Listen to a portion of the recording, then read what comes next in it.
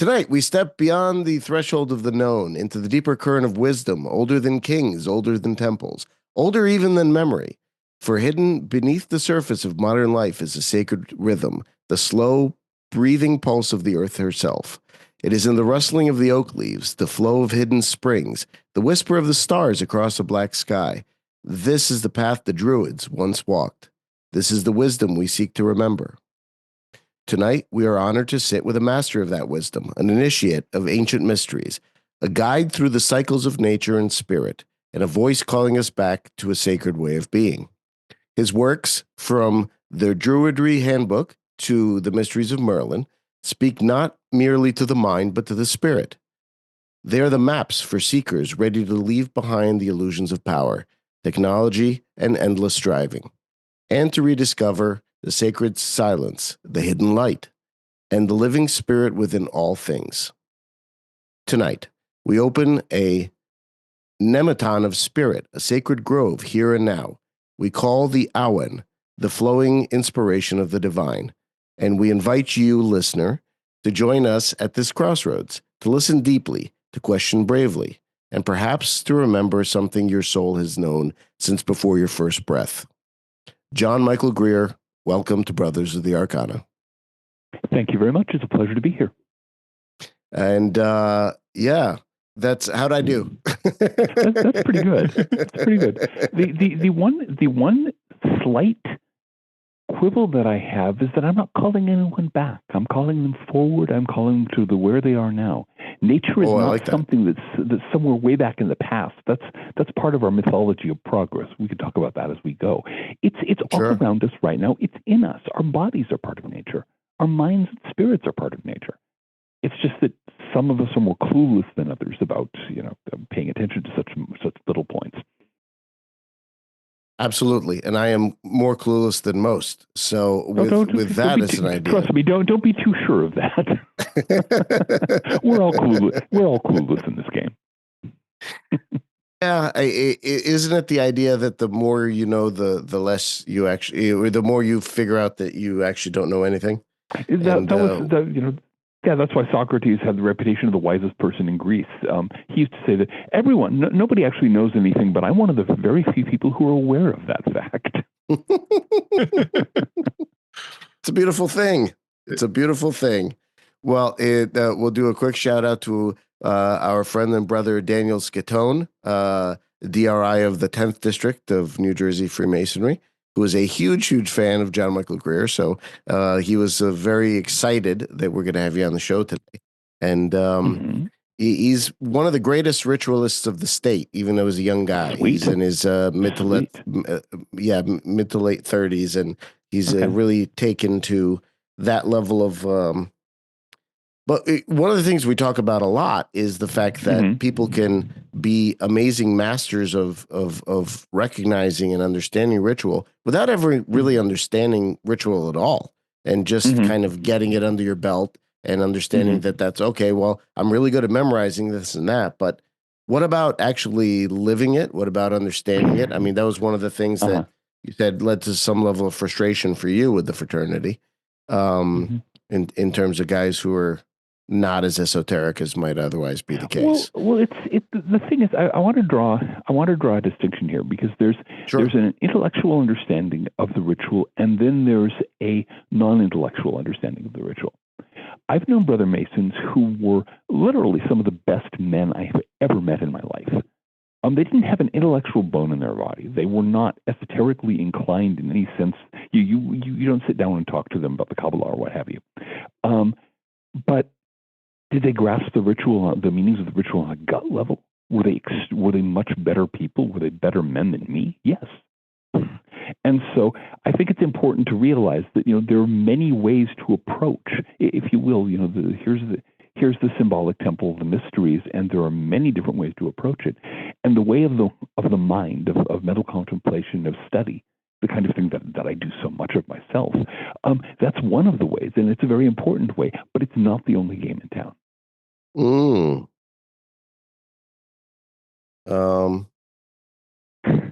Okay. Well, part of the reason, if I wrap it on just a little further on this, of the reason why The ritual is presented the way it is. It's presented, as a symbolic drama. You don't sit down and study a document saying something. You go through this experience and you repeat this experience every time you witness or take part in the ritual. Is because it teaches in a different way, a way that is not intellectual, and that I think is one of the reasons the craft has remained, has survived all of the various pressures that have squeezed out so much else. Is that it has that non-intellectual, non-rational way of passing on its teachings, and that gives it a strength that a purely intellectual approach doesn't always have. You get at something very interesting here, and that's the idea of the exoteric versus the esoteric, right? We've spoken about this with Chuck Dunning, who's a friend of yours and a friend of ours, of course, and a couple of other guys who we really enjoyed chatting with. Well, there's a reason why. Okay, so let's start with the idea of guarding the West Gate, because that's come up a lot. And of course, what I mean, but for those that don't, guarding the West Gate means being very choosy about who gets to come into an organization and who doesn't. And of course, people, especially in the modern day, will get up in arms about, well, wow, everybody should be in everything. How dare you keep anybody out? And why would you? And, and all this other stuff. But at the end of the day, if you're trying to get something done, if you're trying to, especially something that has pitfalls like magic, like anything spiritual, you're going to encounter folks who are fly-by-nighters. You're going to encounter folks who are not as serious. You're going to encounter folks that are way too serious and way out of touch and falling off the deep end on the other side.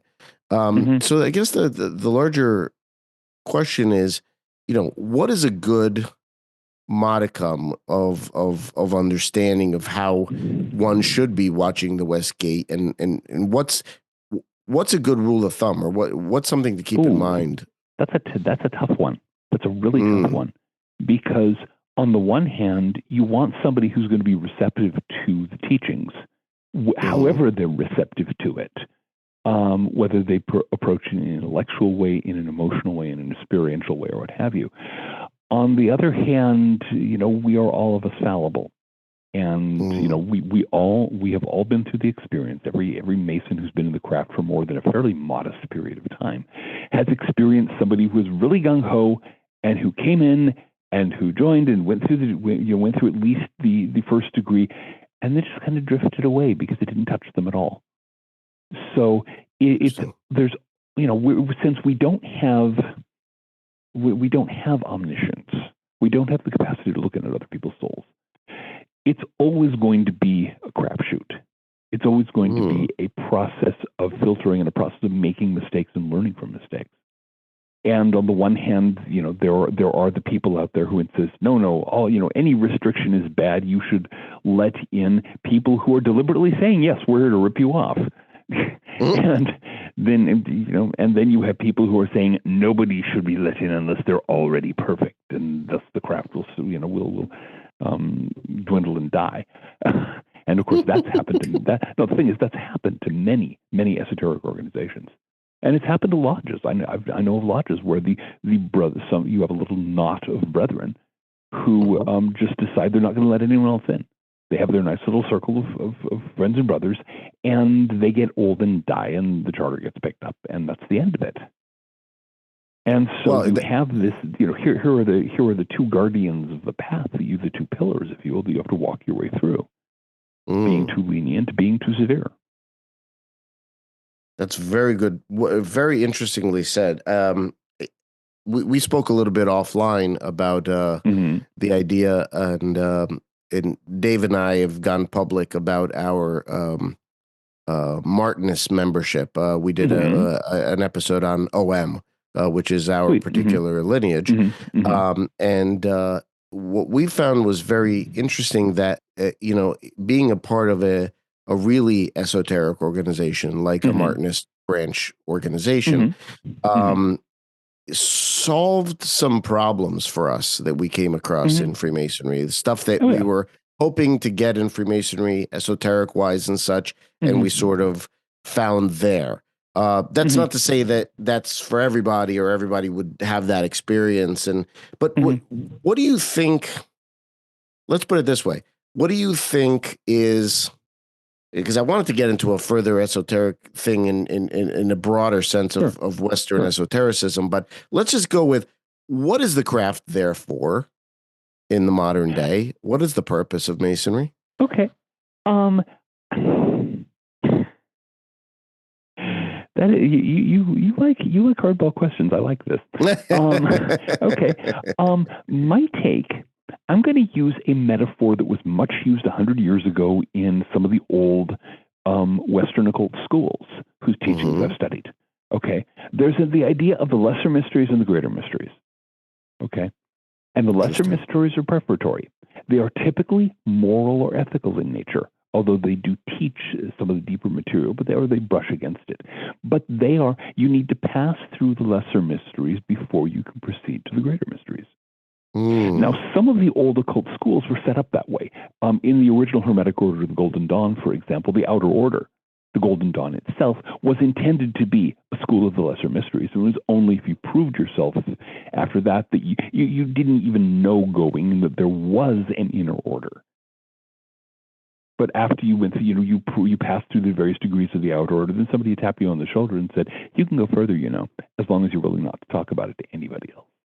And then you go into the inner order, the RAC, and proceed to get all of the extremely complex occult teachings that they have. In a very real sense, for the last 300 years or so, Freemasonry has served as the Western world's premier school of the lesser mysteries. Men have joined the craft, have had the kind of lessons in morality, lessons in ethics, lessons in certain aspects of symbolic philosophy. And then, think of the number of Western occultists, male occultists, who were Masons. And very often what happened, they joined the Masonic craft. They got active in that. And then one of the old brethren came, let's go talk. And then all of a sudden they find themselves invited to join the one of the Martinist orders, or they were invited to join the Fratres Lucis, or they were invited to join the Golden Dawn, or they were invited to join many of these other schools. Or OTO, or the Church of Satan, all those good stuff. Actually, I don't recall, on the one hand, I don't recall anybody from the Church of Satan who was a Mason. No, I don't think so either. I'm joking. Absolutely not. As for the OTO, how far do you want to get down that particular rabbit hole? Because it goes into some other unsavory places. Listen, John, we're going to go right at Thelma and Louise right off the cliff here. Absolutely. Let's do it, man. Okay. So that's what makes for good podcasting. Exactly. Okay. Then buckle yourself up. One of the things that nobody likes to talk about is that until after the Second World War, there was an entire world of quote initiatory orders that were sex clubs.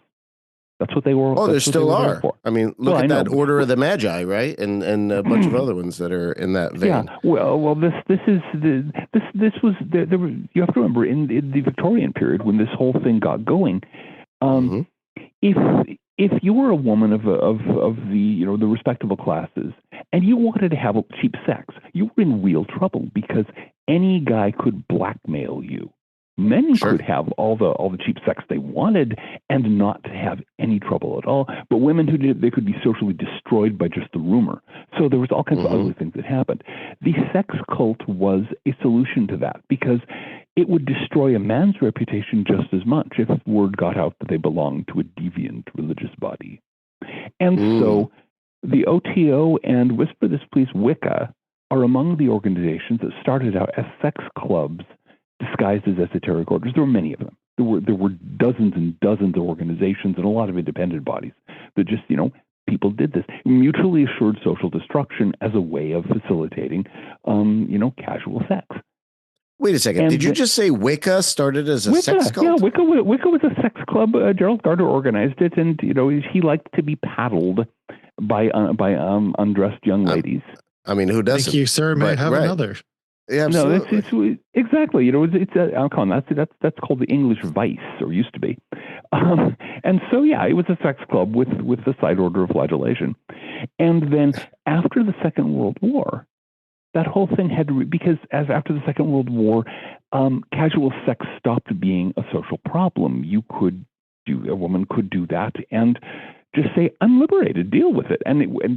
So the sex clubs, many of the sex clubs had to completely redefine themselves as deep esoteric spiritual practices or go under. Okay. And so we have a number of organizations in the Western world that used to be sex clubs. And if you talk to some really old line Wicca types, I knew a guy many years ago who was involved in the very first generation of American Wicca, and he says there were Wiccan covens that advertised themselves in swingers newsletters back in the day.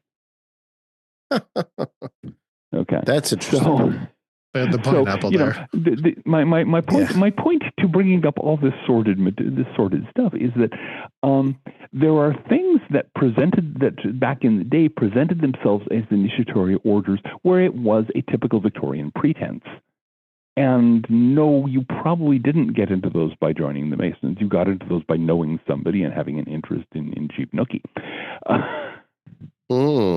Interesting. OTO was part of this? It's an entire social underworld that most people don't know about today, and the few people that remember are usually desperately trying to keep their mouths shut.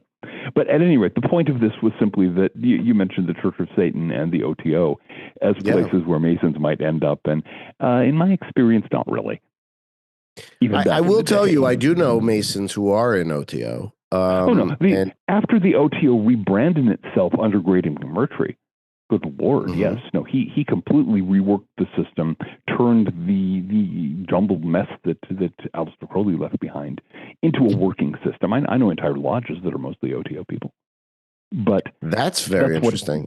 That's what it's become now. I'm not going to name any names because I don't. No, of course not. Oh, sure. Lodges, but no, there are lodges that still exist because they were on the edge of going under, and the local OTO people who were typically renting space from them said, Masonry is worth preserving. And so that's very interesting. So all of the men from the OTO lodge end up joining the craft, and some of them are very serious Masons. Wow.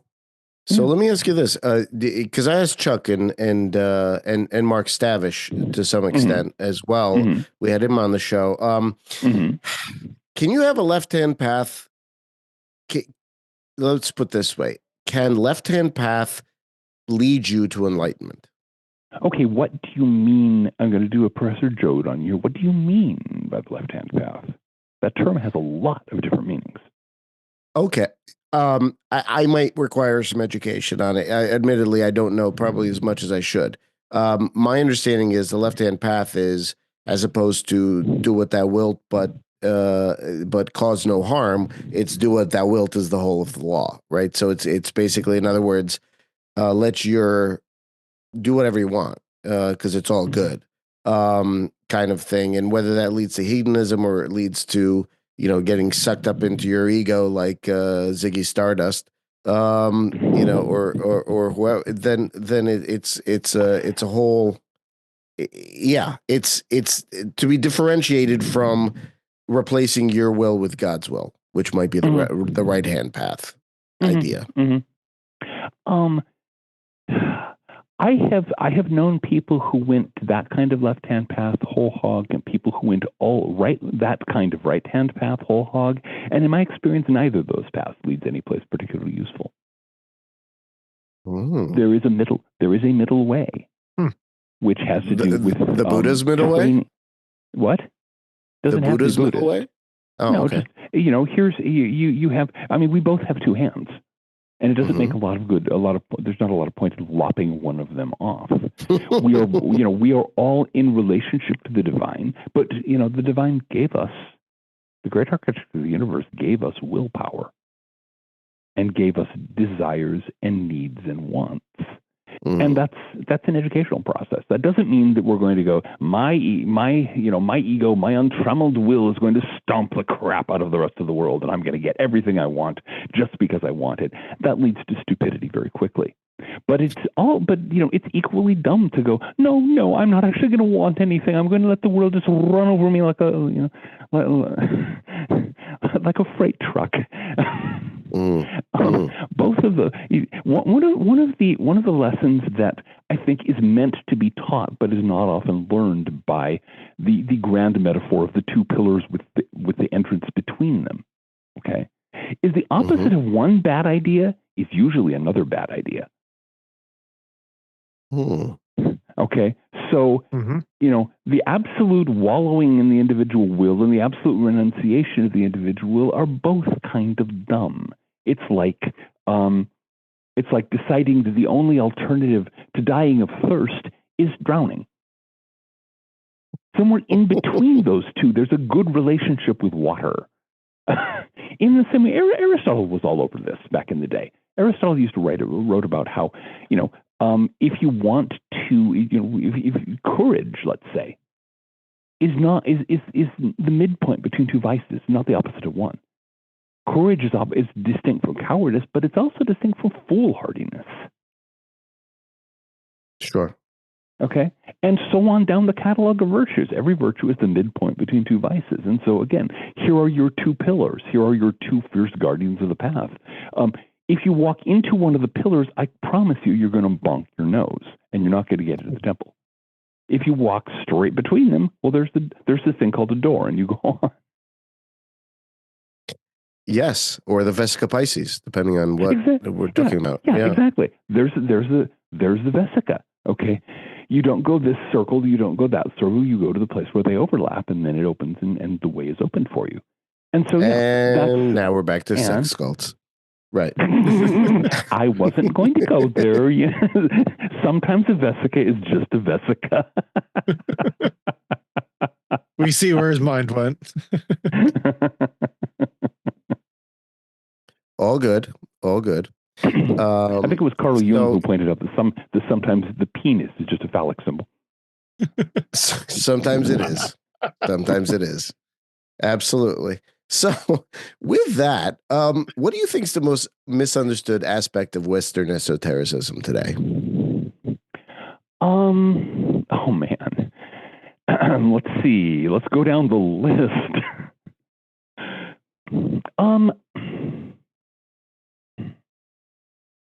I have a hard time thinking of anything in Western esotericism that isn't misunderstood.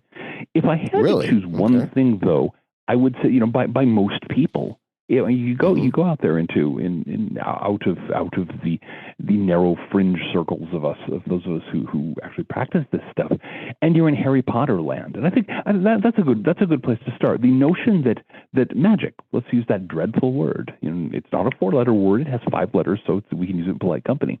Okay, that magic is about waving a wand around it, babbling some words in ungrammatical fake Latin, and having some physically impossible thing happen.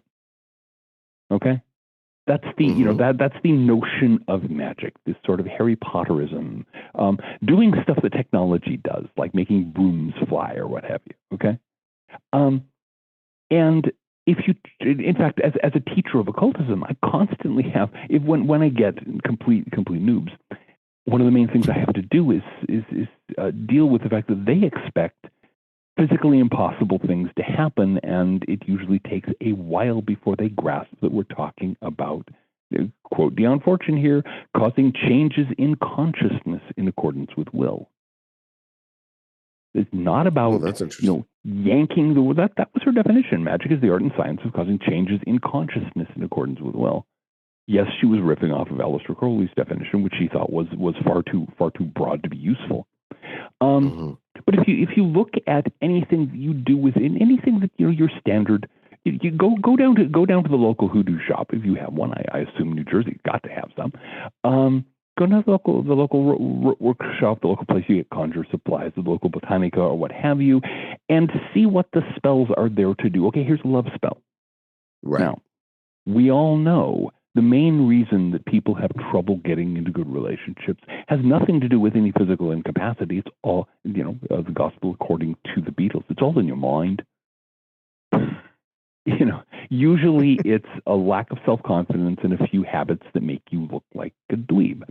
And if you can change the state of consciousness that causes you the loss of self-confidence and makes you act like a dweeb, then your chances of, finding somebody compatible go soaring up in the stratosphere, quote, like magic, unquote. In the same way, people talk about, I want to cast a spell, I want to become rich. Okay, anybody can become rich. It's not that hard. All you have to do is make that your central goal and subordinate everything else to it. Most people don't become rich because they want to make money, but they mostly want to spend money. So any money they make, they spend, so they don't get rich. If you really decide you want to you want to gather money, you stop spending anything you don't have to, and you take every dollar and you say, how can I use that dollar to get more? Your eyes are wide open for opportunities to make money, and you're out there working, you're out there hustling, you're out there doing whatever you have to do. You make money. You do that within within not that many years. If that's your will, if that's where your will is focused and centered, you can make $1 million. Anybody can. But you have to have that singleness of will, and that takes the capacity to cause change in consciousness. Lots of people are in economic trouble because they just simply don't see the economic activities that surround them.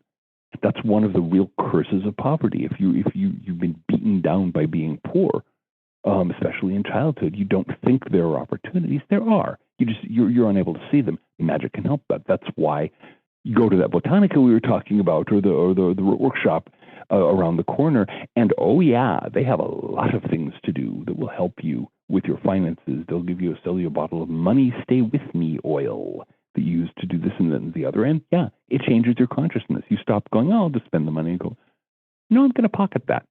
I'm going to put it in, I'm going to stash that. And pretty soon your finances transform. But is it the oil?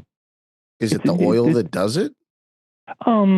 Well, no, that's a complicated question, now, isn't it? The thing that I would say is that human beings. A lot of people like to think of themselves as rational beings, but human beings are not rational beings. No. We have an incredibly thin veneer of rationality over an ordinary, standard issue USDA choice baboon brain, standard social primate. Okay, if you want to work with that social primate brain, you have to use non-rational means, and that means symbols, it means rituals, it means smells, it means the whole panoply of sensory gimmickry that an occultist uses. And so, that smell, that oil is scented, that oil contains herbal compounds. It stimulates the brain in certain odd ways, but you also have the set and setting. You also have, this is this bottle that says money stay with me oil, and you're putting a 5-spot on this bill and wrapping it up and putting it in your pocket in a particular way. And that's part of the process of changing your consciousness so that all of a sudden money stops being something you spend and starts being something you stash. Oh. Interesting. Yeah. And yes, does magic work? Why, yes, Socrates, it works. And I've always preferred Diogenes to Socrates, but yes. That's fine. That's fine. I just the reason I use that quote is simply that in Plato's dialogues, once Socrates gets on a tear, everyone else is reduced to saying, why, yes, Socrates, and things like that.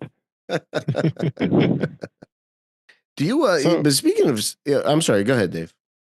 No, I just wanted to follow up to your question, Alex. So, John, in your view, then, what is the purpose of esoteric study in today's world?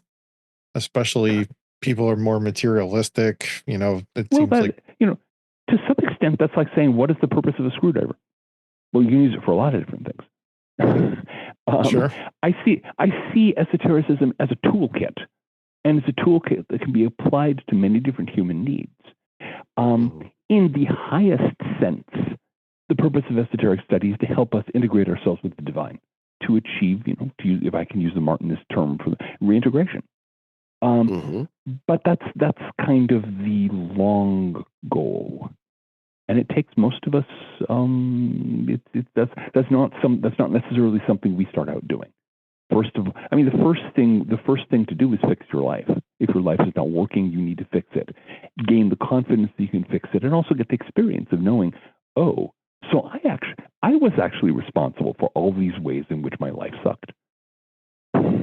And then that leads to other things, and that leads to other things. There are many different steps and many different tools, and you may be using a lot of ritual magic early on and be doing more meditation later on or what have you.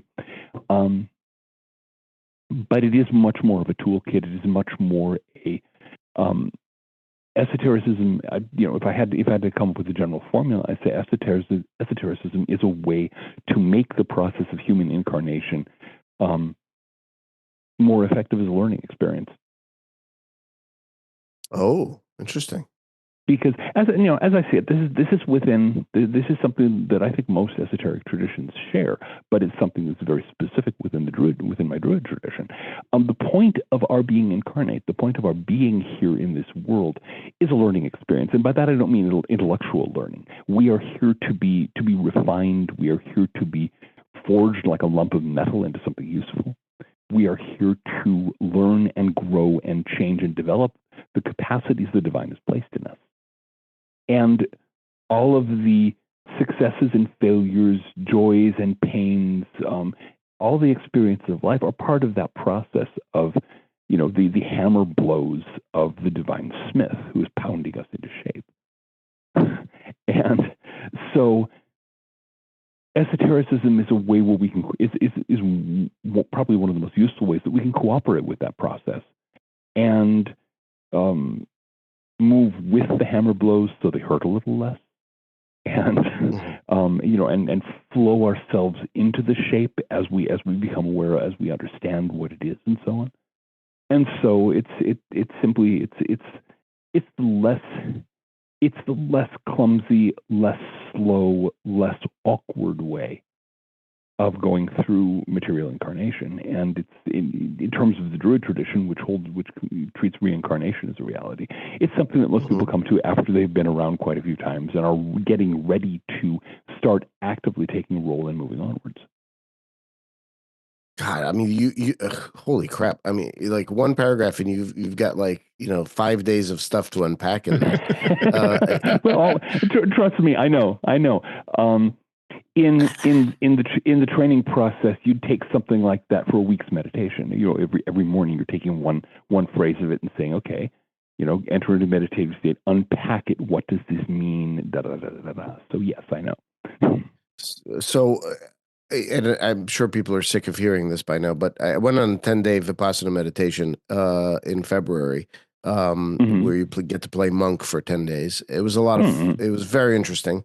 I wouldn't exactly say it was fun, but it was very fulfilling, and I would definitely do it again. I'm glad to hear it. But so I guess my question is, and I was hoping that with it, I would get some level of, getting closer to Kensho. Are you familiar with Kensho as a concept? Oh yeah. Back in the day, I had growing up with the Japanese step family, I had a fair amount of exposure to Japanese Buddhism, more Shingon, which was the family tradition, than Zen, but I did learn a fair amount about Zen. Okay, so, but Kensho, for those that don't know, is basically where your brain, in essence, not your brain, but your chattering mind turns off, at least for a while. You get that first solid glimpse of what's beyond words. Correct. So I've had glimpses of it. Dave's had glimpses of it, especially when doing psychedelics. That's like a cheat sheet, cheater's way to get there to some extent. I'm not actually sure that that's where you're getting, though. It's something like it, maybe, but I don't think it's the same thing. But regardless, have you had Kensho? Have you moved? Have you gone through that? I have certain. Okay, I'm going to step back a little bit because the Buddhist way of conceiving of this process is a little idiosyncratic to Buddhism, and it's also specific to the Western or to the Eastern approach. The idea in the systems of Western meditation that I've studied for, at this point, most of my life, is that instead of trying to simply clobber the mind into silence, the idea is to make the mind transparent to what's beyond it.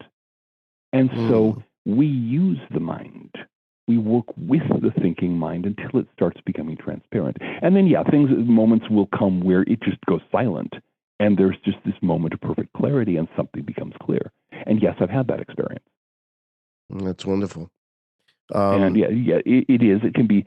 It can be wonderful. It can be rather harrowing, depending on exactly what you perceive. Because the spiritual world is not cotton candy and fluffy clouds and unicorns gagging on rainbows.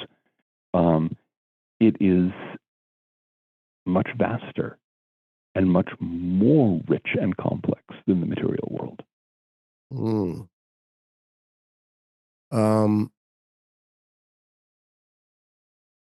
So Joseph Campbell talks a lot about myth, and Mircea Eliade, who was my paisan, if you want to call him that. He was a Romanian that was always credited as French. It spoke about comparative religions rather than comparative mythology. And you talk about myth and storytelling as it being basically part of the initiatory experience.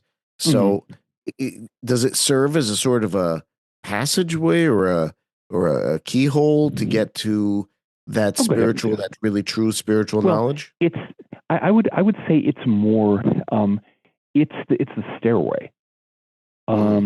Now, in talking about narrative, first of all, we're talking about our species' oldest and most thoroughly developed information storage method.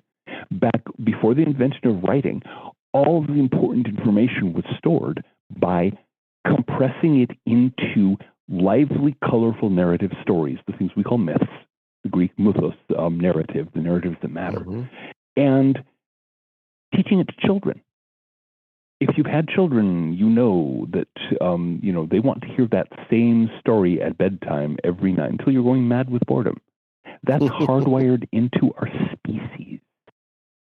And I promise you, if I ask you to start singing the alphabet rhyme, okay, anybody who grew up certainly in the English-speaking world, the A, B, C, D, E, F, G, we even do it in the same sing-song tones we've learned all the way back when we were like 3 or 4, okay? We human beings are hardwired to absorb things like that in infancy and early childhood, and to keep them intact all the way into advanced old age. So that's the upload process for myth.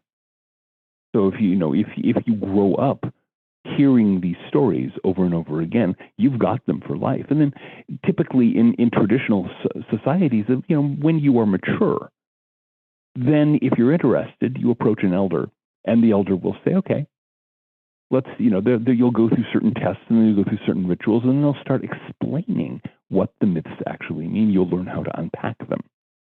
Okay. And so, for example, we still have a survival of that in Masonry. The story of Hiram Abiff is a classic narrative myth. What does it mean? I don't think a lot of Masons have ever thought about that. And yet it has layers and layers of meaning. And there are some Masonic authors who try to unpack what's going on in there, that it's obviously not history. It's not in the Bible.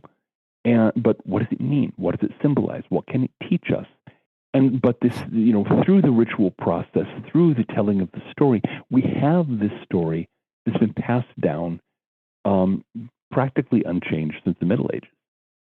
And so that's, there you see myth functioning in its usual role as the preparatory process, as the stairway that brings you to the door of the mysteries.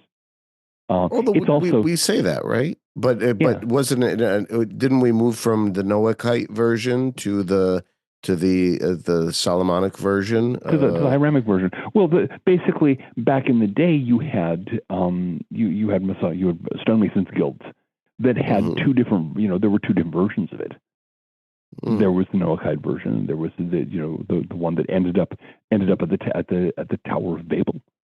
And there was, there were I think pretty much all of the old craft guilds had such narratives. We have fragments of a few of them left. Very interesting. Very interesting. So, did you ever read The Name of the Wind? It's a book. It's a work of fiction. Let's see. Is that that fantasy novel by the guy who never wrote Volume 3? Yes, that's exactly it. Yeah, yes. That's the guy. No, I am as a writer, I have no patience with a writer who won't finish his series. And so I don't think he knows how to do it. I think he painted himself into too much of a corner. Anybody, it doesn't matter. You can always jump out of the corner. That's the great thing about being a writer. You can invent something. Patrick Rothfuss is the guy's name. But I haven't read Rothfuss. I have not read the whole George R.R. Martin epic. Oh, that's good stuff. That whole thing. I insist. I want there to be an ending before I start. And okay. I actually do that in my novels. When I was working on this, I have this 7-volume series, The Weird of Hully. Mm-hmm. And which is kind of H.P. Lovecraft stood on its head, the tentacle horrors of the good guys. And I actually wrote the client. I was just getting into book 2, and I said, okay, this is going to be an extended series. And I went and I wrote the climactic scene. I wrote the chapter where in book 7, where everything finally comes to a climax and great Cthulhu rises from the sea.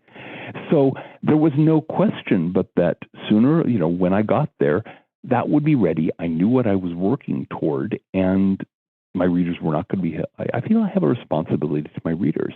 Somebody's going to do me the favor of buying my book, helping me to pay my rent, and getting into this fictional construct that I've created for them, getting into it and enjoying it, and handing over a couple of hours of their life, which they'll never see again.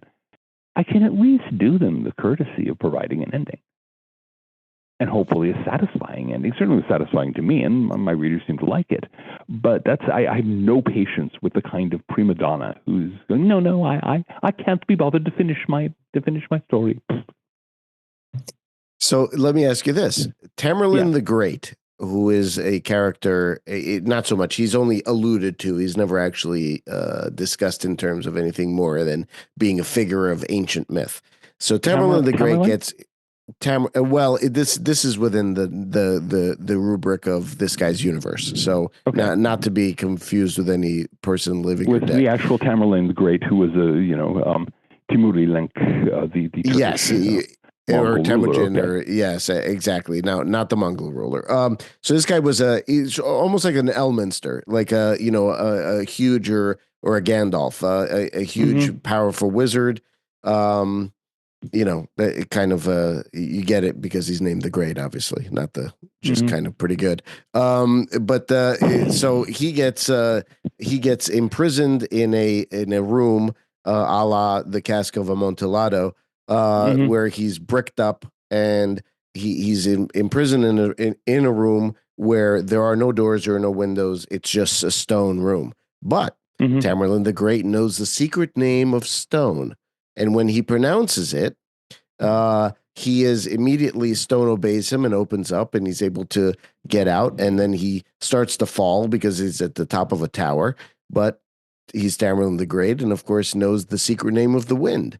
And when he pronounces the secret name of the wind obeys him and slowly brings him to the ground. Another iteration of this, I'm not sure why this fascinates me, but it does, is if you ever read any Warhammer 40K novels, that's in the Warhammer universe, again, fiction, but there are some Inquisitor series, and they fight against these bad guys that are trying to figure out the word, the ancient lost language of Enuncia, which is basically this sort of words that you speak, words of power. And once you speak them, they literally hurt you to say them. So it takes a toll on your body somehow to actually expel these words out of you. Rothfuss says the same thing. Unquote. Yeah. In essence, yeah. And much can be said about that, whether you're talking about the idea of the language of the angels or the language we spoke before the Tower of Babel. Potentially something like that. So any thoughts on that in terms of words of power or other things like that? First of all, one of the other, you don't see this quite as often now as you did back in the day, but there's a lot of people for whom it's not Harry, or there used to be a lot of people for whom it's not Harry Potter that is the sort of magnetic mountain that draws would-be magicians to their ruin. It's Dungeons and Dragons. Oh, yes. The number of people back in the day who I knew who were desperately looking for a spell, the basic fireball spell. Okay. Now it can't be that hard. It's only level 1. Come on, John. That's exactly. Again, that's technology. If you want a wand of fireballs, go get a California candle. That's what it does, right? Okay. or a flare gun. That's all it is. Right. So,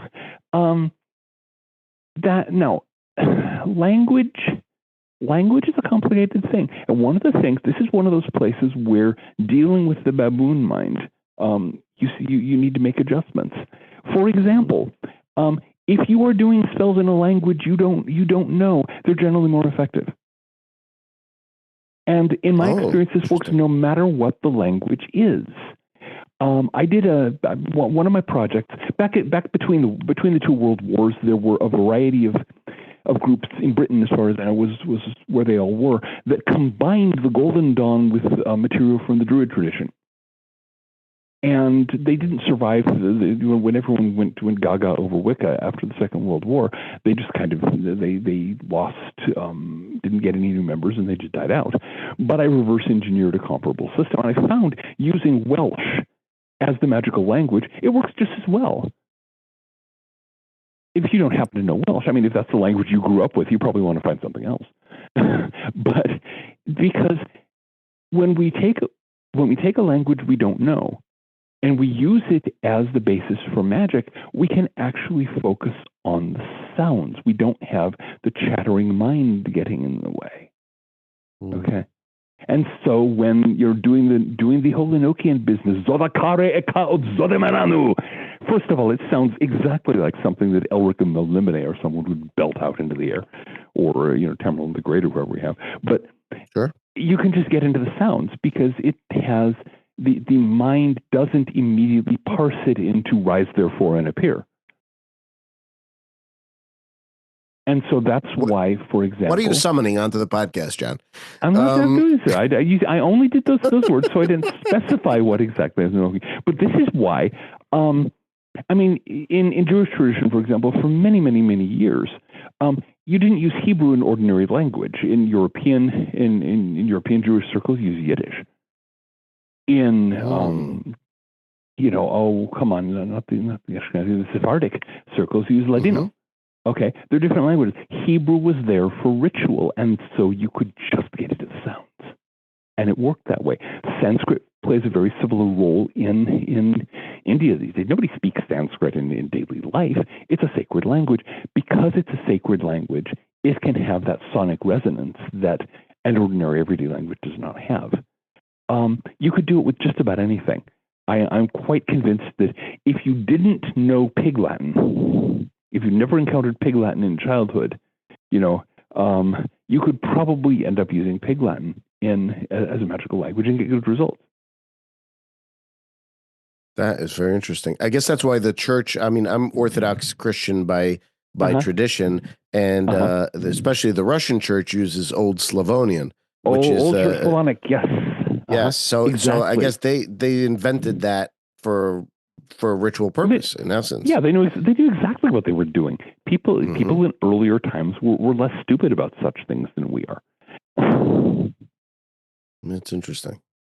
Yeah.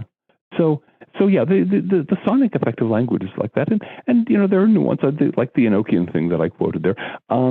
Weirdly, there are very few languages where that doesn't seem to work. I have seen probably a dozen different groups of people who set out to do some kind of magical or pagan thing using Tolkien's Elvish.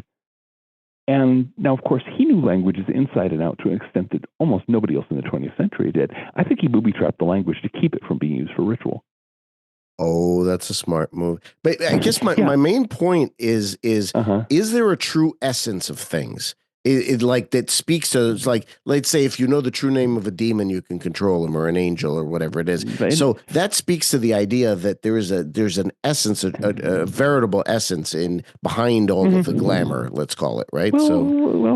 Yeah, and that's it. Give me just a moment. I need to turn a light on. It's getting dark here. All righty.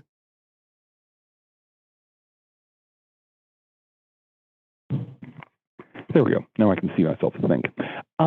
Okay, this is, you get this tradition, but if you actually look at how things work out in practice, I have my doubts. For example, in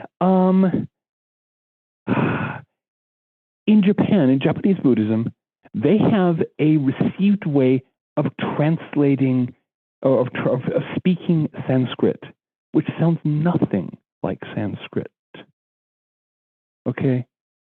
So, for example, when we think of the holy syllable as Om, in Japan it's pronounced Ung. Actually works really nicely, and you get to the gate gate parasam gate bodhiswaha, the great spell from the Heart Sutra is gyate hara so gate bochi sowaka. And yet it works.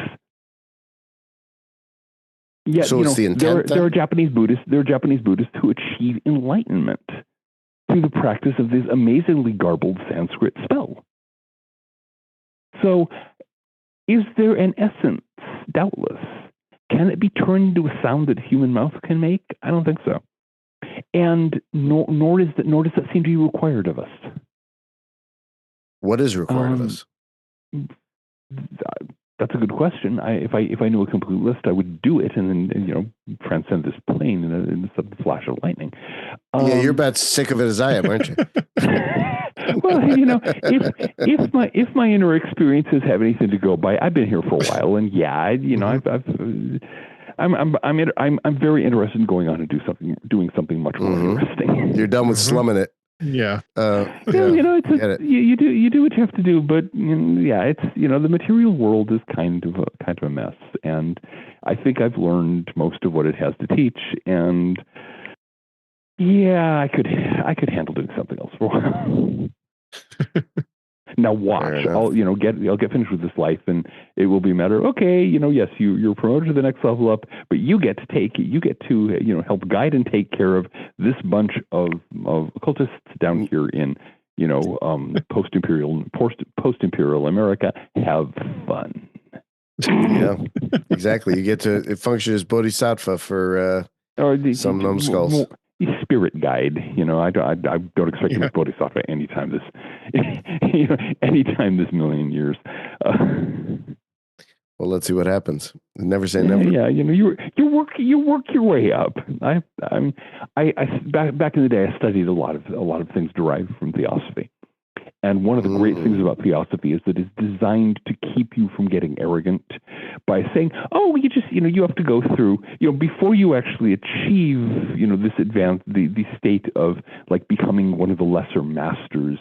You have all of these lives to do, and the current swarm of souls incarnated human being has to do 4 more rounds through this entire loop of planets." And Manvantara is stretching out into the vast distance. And I think Blavatsky did that on purpose to keep people from getting into this, I'm about to become a lesser master. Well, no. I don't buy that. I'll be honest with you. I think she did it because she didn't know what was next, and she just filled it up with a bunch of bullshit. I think, she was certainly she was not averse to spinning a yarn. We know that. Certainly but not. No, I think it was quite deliberate, because one of the problems that the occult community has always had is people who have some minor little realization and convince themselves that they are the Messiah. There's no shortage of those, and there were no shortage of them in Blavatsky's time. And I think she was trying to come up with a way to say, you're not the Messiah. And of course, I think she may have also had some sense of what Annie Besant was going to do after her time with the whole Krishnamurti fiasco, which ended up nearly destroying the Theosophical Society. Well, it served them right. I mean, they were trying to use the guy, and the guy's like, I have nothing to teach you. Go on your way. Yeah, exactly. No. Jiddu Krishnamurti, I have immense admiration for Jiddu Krishnamurti. But the fact that Besant and Leadbeater were dumb enough to get themselves whipped up into this frenzy, because I think they actually believed it. I thought it was the Rorishes that were behind all that. They had something to do with it, but it was actually mostly Annie Besant. Mm-hmm. It was her and the network, the bunch of people around her in Mumbai at that time, the or outside of Mumbai, where the Theosophical headquarters. They had their own little cult there, basically, and they had convinced themselves that the young kid of one of the groundskeepers, I think Krishnamurti's dad was going to be the next world teacher, and it just kind of went toxic from there. Wow, that's interesting. And then, in 1929, he said, "No, I have nothing to teach you. I dissolve this organization established to grovel at my feet. Truth is a pathless land. Deal with it, sucker." And turned around and walked away. The whole thing crashed to the ground, and the stock market crashed to the ground a couple of months later and took the financial basis for the organization away with it. And we entered into a new age of occultism. That is very interesting. So what is... Dave, you have any questions before I run down more rabbit holes here? Yeah, the one thing I was going to ask, in talking about obviously all this deep esoteric teachings and such, what are the first inner steps somebody should take toward the real self-awakening? Because obviously you mentioned if your life's completely jacked up, it's your fault. Right. Yeah, but it's going to be very difficult for you to deal with that all at once. What I recommend for anybody who's just starting out is to start with some basic practices. The set that I want students to work up to is a daily meditation, a daily protective ritual, and a daily divination. The protective ritual can be the lesser ritual, the pentagram. It can be the sphere of protection. It can be anything of that sort, just to kind of get the process of working through ritual, of moving energy in ritual, and begin the process of cleansing your subtle bodies. Okay? The meditation, I specifically recommend what's called discursive meditation, the Western form of meditation that works with symbols and thoughts and trains the mind rather than just trying to shut it off. Divination, pick your oracle. I originally learned this from people who mostly use the tarot, but there are many, many oracles you can use. I've had people do all kinds of stuff. These days, my divination is check daily transit across my natal chart in astrology. But you do these three things because the divination teaches you to pay attention to your intuition. Meditation begins the process of training your mind and getting past the monkey chatter. Ritual, again, it teaches you how to work actively with symbols and how to work with visualization and how to begin to cleanse yourself. You just maintain those basic practices. Once you get to the point of doing it, very often a beginner, you just give them one simple practice, like what was the one George Winslow Plummer used to say, stand at the window first thing each morning and breathe deeply for X number of breaths and repeat this affirmation. And just doing something that simple, because it forces you out of your habits, out of your ordinary sort of drifting around, that will sometimes catalyze remarkable changes. And so, but you get the habit of it. You have to establish the habit of practice. You have to maintain it in the face of boredom, and you will get bored.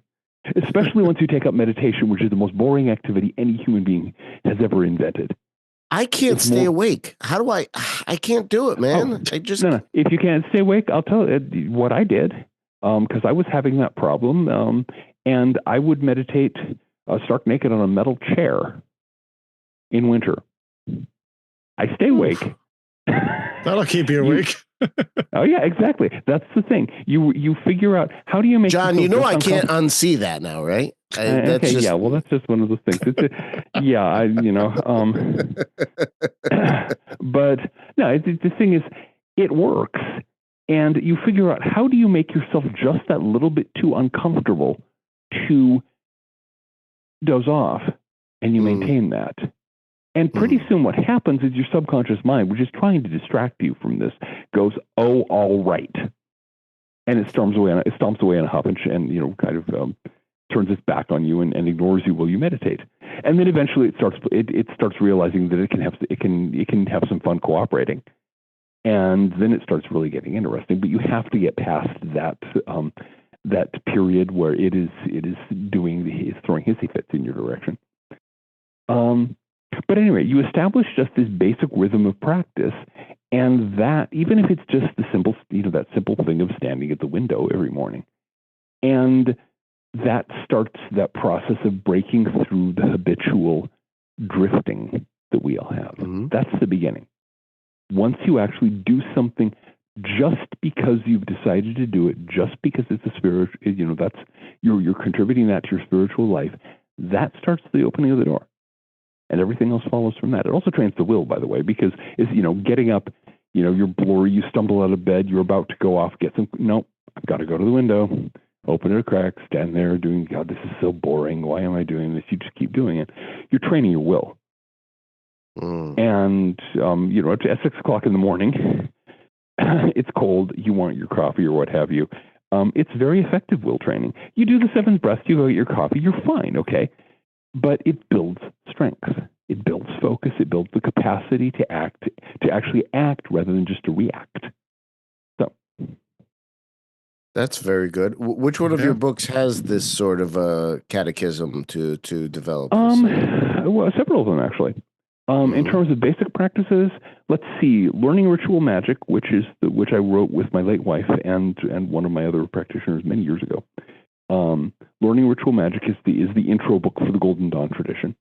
It was actually the introductory course we used for a magical lodge we ran for a while. The Druidry Handbook does the same thing. Actually, there are 2 books now for Druidry. The Druidry Handbook is one, another one's called the Druid Path. Are both they're different but comparable introductions to the sort of basic practices of Druidry. More recently, I have a book called The Way of the Golden Section, which is part of what's going to eventually be an 11-book and 1 card deck series that teaches a specific way of old-fashioned occult training. And that's very much another of, okay, here are the basics. Here is how you do it, step by step, starting from, I know nothing, and going from there. That is pretty awesome. I remember painfully well what it was like at the age of 15. Getting my first battered paperback copy of W.E. Butler's The Magician, His Training and Work, which had enough, just barely enough to get started. But it was not set up in that kind of step-by-step manner, and just wishing, why didn't somebody have a simple practical guide that you can do step-by-step? So I ended up writing some. Do you know Dennis Poisson by any means? He runs that YouTube page called Foolish Fish. No, I'm not familiar with him. Oh, he's got some. Somebody mentioned him today. Today? Oh, wow, that's interesting. Yeah, look at the synchronicity here. So, that's pretty awesome. Somebody. I think it was somebody on my journal, on my Dreamwith journal mentioned Foolish Fish. But it might have been there, might have been Reddit. I'm not sure, one or the other. But yeah, no, I'm not familiar with him at all. Okay, very interesting. He does. He doesn't rep these guys, but there's a series of books called the Academy of Magic or something like that, or the Gallery of Magic that espouse to put out some interesting stuff on there. He mentioned to me that he felt like, I said, "Can you get rich doing magic?" And he goes, "Well, not really, because it takes a toll on you." I said, "Well, what do you mean?" He goes, "Well, I got a house, but I had a heart attack." So, I don't know if that's just his thought on it, or if there's some equivalent exchange there on. It depends very much on how you're trying to do things. Because, first of all, if you want to get rich, you need to focus your intention on getting rich, not on practicing magic. Okay. Right. If being rich is your goal in life, or is the goal that you want to do before you do anything else, go do that thing. Become a stockbroker or something. Focus your attention on making money. Give it your all. Set everything else aside, and you'll get rich. Okay. The problem is people want to have their cake and eat it too. They want to be full-time mages and then get money just kind of handed to them, and that's usually going to blow up one way or another. If you're good enough, yes, you can get the house, but you may have a heart attack. The other way to do it, and the way that I find more useful, let me take a step back here. There are several ways within an esoteric standpoint to have things happen in the world. Okay, you can do the magical approach of commanding and making things happen, and wand of fireballs, +4 back scratcher or what, what have you. You can just throw yourself into that and make the world behave. You can make it work. You can do some remarkable things that way. I've had some back when I was doing that, mostly by way of the Golden Dawn tradition. I had some really remarkable results. Mm-hmm. But it's a lot of work, and it usually does come with a cost. On the other hand, you can take a practice that's focused on meditation and divination. You can develop intuition and the inner clarity that allows you simply to figure out where the tides of events are flowing and simply go over to the right place and let the apple drop into your hand. Yeah, that sounds way better. How do we do that? Okay, and that's where you want a practice that focuses on meditation rather than ritual, that focuses on wisdom rather than power. In fact, there's a distinction that sometimes gets made. Dion Fortune was into this, the idea that there's magic and there's mysticism. And these are your two choices, and their magic is the way of power, and mysticism is the way of love. Well, they're forgetting one. What about wisdom? I would argue there is an occult path that is distinct from the magical path and distinct from the mystical path, that it works through the cultivation of wisdom and intuition, and has that almost Taoist quality of, okay, and if I walk right over here and put out my hand, yes, I know the apple's going to drop there. Clunk, there it is, munch. And that's increasingly the way my own work has been focusing. And I mean, I'm not rich, but I have more money than I need. Actually, I make more money than I spend these days, which is, I suppose, as good a definition of rich as anyone could have. And it hasn't involved any particular sacrifices. I mean, other than hard work, but I like writing, so that's not anything particularly traumatic. But I think there are ways to do magic is overemphasized in the occult curriculum these days. Magic is the idea of doing magic, making things happen, commanding this, and doing the whole a kind of magical machismo of you're sort of thrusting your will out. We're getting into kind of Crowleyan metaphors here. Plunging your will outward into the waiting void of the cosmos. That is to say, you become a dick. The personification of a dick. Yes, very exactly. Phallic. And so and this is not necessarily a good way to do things. You can have a more relaxed approach to life. There are times when that's appropriate, but the genitalia are 3% of the human body, and the other 97% also have a purpose. You're espousing like a Big Lebowski sort of way of going about magic. Kind of. So the dude's the version. Dude abides. Kind of Yeah, the dude abides, man. Abides. Exactly. You abide. That's great. Just slap it on the table.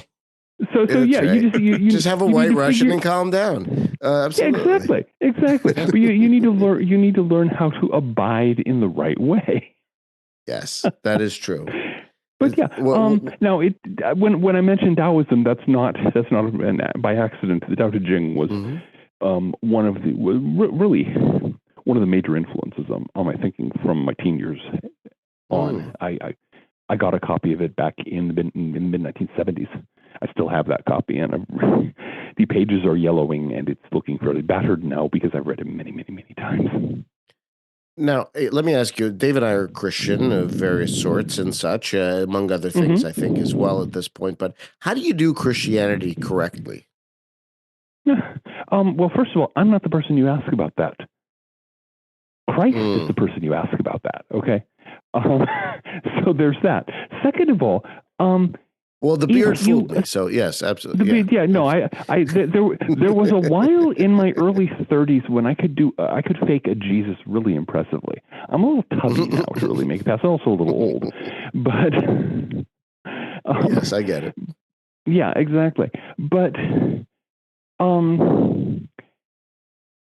I would note that if we grant the basic theology, the basic the sort of theological construction of Christianity, where the motive power of the cosmos is God's love, okay, and that love is directed to every single soul. That love is not going to be identical for any two souls. We're talking about infinite deity here, okay? So the love that the love that draws you to God and draws God to you is not the same as the love that draws me to God and draws God to me. And so on for every other soul in the entire infinite expanse of the cosmos. What this means is there is no one right way to be Christian.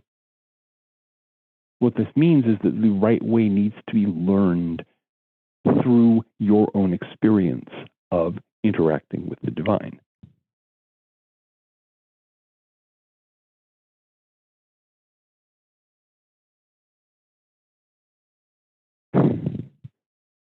Did that cause all of you to fall dead silent? It apparently did. No, I have to say here, this is coming from within, my own spiritual and theological take on things. Among the other things that happened in the course of a long and rather confusing life is that I was consecrated as a bishop in an outfit called the Universal Gnostic Church, which was... Wait, is that the Johannite Church, or is that something else? No. This is something very different. Okay. A long time ago in a galaxy far, far away, there were 3 ministers in the Universalist Church in Pennsylvania. The Universalist Church doesn't exist anymore. It was gobbled up by the Unitarians. There was a merger in, I think, 1961, 1962, around there. And in the 1950s, when this was being talked about, there were people in the Universalist Church who were saying, no, do not do this merger. The Unitarians are just trying to gobble our congregations. They're going to erase our existence and our traditions. And of course, that's what happened. The U's are basically just Unitarian these days. They don't have any trace of the old Universalist movement. But there were these 3 Universalist ministers in Pennsylvania who decided they were not going to put up with it. They were not going to go along with this merger. They schismed, and they found a renegade bishop of the Liberal Catholic Church, the outfit that's associated with the Theosophical Society, to consecrate them to the historic episcopacy. So that happened. 2 of them stayed in Pennsylvania, and I have no idea what happened to them. I don't know if anyone does. But one of them, a guy named Matthew Shaw, a religious name Rodon Staros, which is slightly garbled Greek for Rose Cross, went to Colorado, where he met a rather interesting woman named Dr. Julia Ashley, who was she grew up wealthy, married a rich husband. He fell in love with a chorus girl. Divorce happened. She was set for life, and proceeded to spend her most of her life doing things like studying with Edgar Cayce and studying with Manly Palmer Hall and going to Zurich to hang out with students of Carl Jung and visiting Arthur Edward Waite. Now that's a pretty cool life. Oh yeah, no, that sounds amazing. Yeah, it was an amazing journey.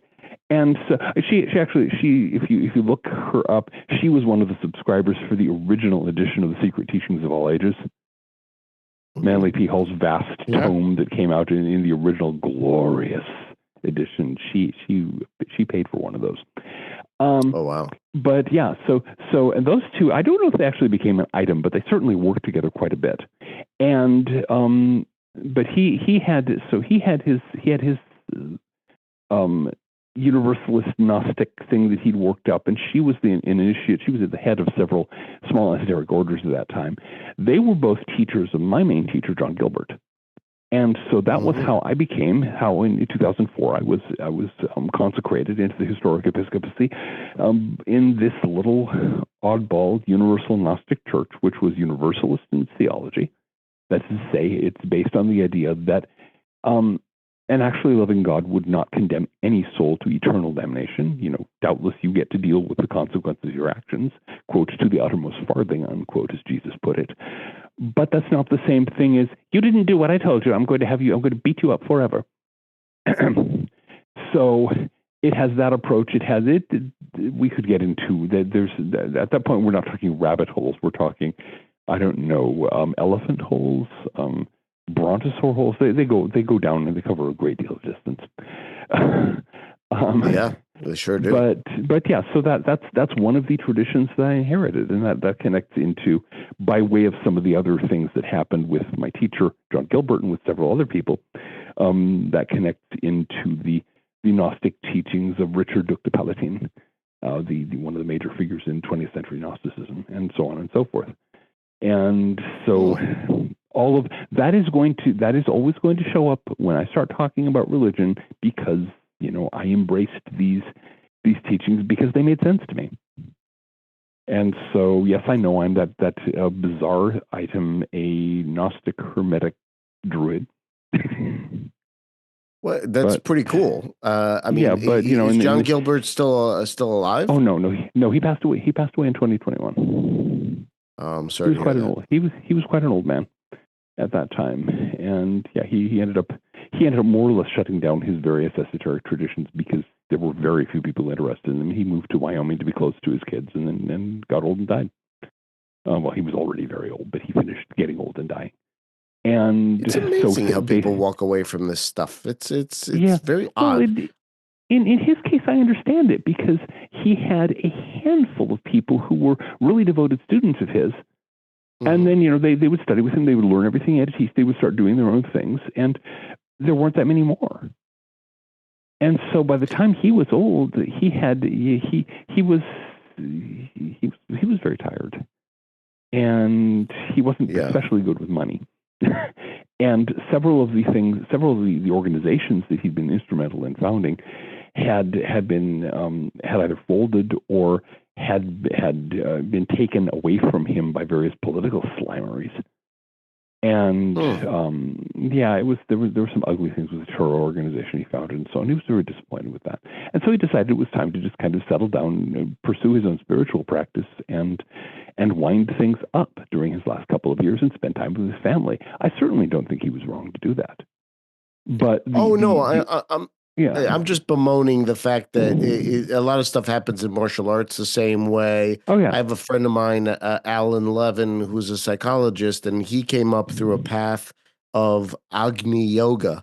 If you're familiar with that as an idea, there were a Society of Agni Yoga out in California, and they did these things where they would couple massage and dance and all kinds of other things with meditation. And their meditation was you basically focus on 6 inches above your head to that particular chakra, and you would use it. You would have a crystal that you would imagine there, and that crystal would function 2 ways. One of which was a cleansing, the other one was a healing. So what you would do, you'd flip that crystal towards let's call it counterclockwise, and it would develop into a ball of fire, and then you would use that fire to come stream through your body and cleanse whatever was that needed cleansing in the body, and then you'd flip it the other way for healing. Right, correct. And it would turn into like a white light, basically a crystal white lighted. Nice. Yeah, so very interesting stuff. Does anyone still teach this? He does, but outside of that, and he was friends with Ralph Metzger too. Metzner, I should say, who's one of the 3 guys at the Harvard 3 from him and Timothy Leary and Ram Dass, or Richard Alpert. And so, yeah, he's, Alan's old enough to where he's in his 80s. So he's old enough to have actually, seen some of those giants walk among us, which is kind of cool from lots of points of view. So, but the thing is, I mean, what has ended up happening with John's material is that I was basically left as the last man standing, and so that was fine, because I proceeded to have a series of conversations with his widow, and I have been proceeding to teach and pass on this material and to get it into as many hands as possible. So that was going to be my next question for you. Is I know you're right, but what do you teach? What do you actually propound out there? First of all, I don't do a lot of in-person teaching. I'm not really good at it. I'm mildly autistic, so I'm not necessarily that good in well, a lot of people apparently, but yeah, adult residual Asperger's syndrome is one of those things, and but I don't usually do a lot of in-person teaching. A lot of what I do is write books that are designed to pass on things that I've learned, things that I've developed, and people will pick those up, and there's that step-by-step series of practices, and they finish and go, wow, this works, okay. And in a significant number of cases, that's ended up spinning off into an organization. I mentioned the work that I did on the sort of Druid Golden Dawn thing. There is now an organization, the Druidic Order of the Golden Dawn, that was founded by readers of my book, The Celtic Golden Dawn. And it's a going thing. And the people who are doing it they're serious. They are hardworking, and they're doing some really interesting, original magical work in this tradition that I created. And so I'm hoping to get the same thing to happen with on the one hand, the Golden Section Fellowship material I was talking about earlier. On the other hand, with some of John's material that can be passed on the same way. There are things that do have to be passed on in person. Obviously, I can't transmit the historic episcopacy by anything but proper laying on of hands, and I made some arrangements to do that. And there is a system of energy healing and Essene, supposedly Essene healing system, which also has to be passed on by personal contact. And I've been passing. Now that would be very cool. Are you planning to teach that particularly? Or? Yeah. No, that I've done. I've done classes on that, and that takes about 3 classes at a couple of months intervals. One for the apprentice work, one for the healer work, one for the master work, and then some further work before you become qualified as a teacher. It's been called Gnosticism. Well, sign me up, dude. I want to do this. Okay. Well, you probably have to arrange for some kind of context where I can come down and teach it. Yeah. All right. That sounds cool. And, I basically because my late wife was really good. She back before her health failed. She was an office manager. She was a bookkeeper. She handled all of things like that for me. That's not my talent. That kind of organizational work is not something I'm any good at.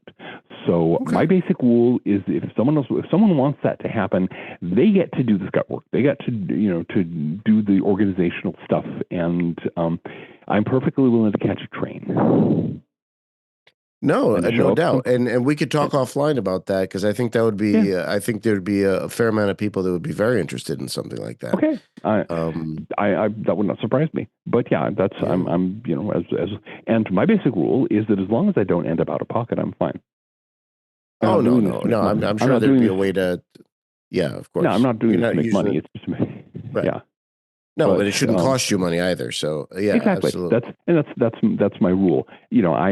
I make more than I need, but part of the reason I make more than I need is that my ancestors are Scottish. So anytime it comes to spending money, I have 100 generations of Scotsmen going, laddie, you don't need to spend that. I don't know if I ever told you, but I do the address to the haggis, and I did it about 5 times this past January. So it was a lot of fun. Nice. Do you like haggis? I love haggis. I actually really do. I'm delighted to hear that. I once had a whose ancestor ate the grossest food competition with a friend of mine who was Norwegian. And I don't know he wins. There's no doubt he wins. No, actually, well, he didn't like haggis, and I have no problem with lutefisk. Well, lutefisk is not what's disgusting. Have you had surströmming? No, I have not. I probably would enjoy it. What is it? So, it's herring that they put with oil, and they basically seal it in a coffee can, and they allow it to. But there's enough air in there, so they're you allow it to ferment. So it starts to ferment, and then it starts to actually dilate the can into a football shape. So by the time they leave it on the shelf there for months, and by the time Christmas rolls around, when they open this thing up, I mean, durian melons have nothing on this thing. So you but it's smell yummy. it down the block. Well, it's sublime, but you have to get through that smell first. I mean, it's absolutely, yeah. So it's the thing. I would have probably no problem with that. Are you also with natto? No, what is natto? Soybeans. There's natto. No. It's fermented soybeans, and it has many people think that it smells kind of like overused sweat socks, and it has a texture that is both sticky and slimy at the same time. Oh boy, sticky and slimy. I mean, you can't beat that. Slimy. Exactly. I like it. That's just too far. I've always liked it. It's supposed to be really good for your circulatory system, but I actually make my own natto because I like it that much. I think I'm not gonna eat it. Is that part of the sex well, cult? that's fine. That's fine. I'll eat your share. It's very tasty. Sticky and slimy. Absolutely. So you talk a little bit about the idea of both the delusion of progress and collapse in certain respects. You talk about it as a process, not as a thing that happens kind of overnight. I also people. Let me just interject something. Everybody says collapse. The word the unspeakable word, we're getting into Lovecraft territory here. The word that causes that nobody will utter is the one I actually use, which is decline, not collapse. Decline, yeah. Note the difference. Mm-hmm. Okay. Well, a decline is a process for it. To collapse is decline is a process. Collapse is an event. Decline is a process. Mm-hmm. We have this psychosis, and I think that extreme term is we have this psychosis in our modern world that the only possible futures that we have are endless progress up to the stars and beyond, even to infinity and beyond.